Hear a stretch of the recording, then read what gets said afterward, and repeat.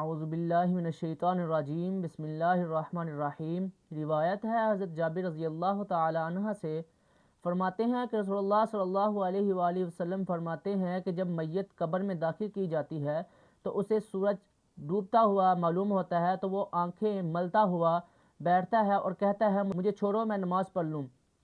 یہ احساس منکر نکیر کے جگانے پر ہوتا ہے، خواہ دفن کسی وقت ہو، چونکہ نماز عصر کی زیادہ تاکید ہے اور آفتاب کا ڈوبنا اس کا وقت جاتے رہنے کی دلیل ہے، اس لیے یہ وقت دکھایا جاتا ہے، یعنی اے فرشتوں سوالات بعد میں کرنا، عصر کا وقت جا رہا ہے، مجھے نماز پڑھ لینے دو۔ اور یہ وہی کہے گا جو دنیا میں نماز عصر کا پابند تھا۔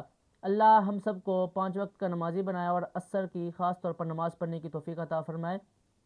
اس لیے اللہ تعالیٰ قرآن پاک میں ارشاد فرماتے ہیں حافظوا علی الصلوات والصلاۃ الوسطی، نگہبانی کرو سب نمازوں کی اور بیچ کی نماز کی۔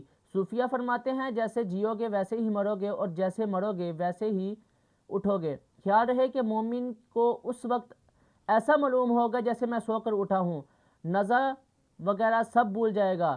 ممکن ہے کہ اس عرض پر سوال اور جواب ہوں ہی نہ، اگر ہوں تو نہایت آسان ہو، کیونکہ اس کی یہ گفتگو تمام سوالوں کا جواب ہو چکی ہوگی۔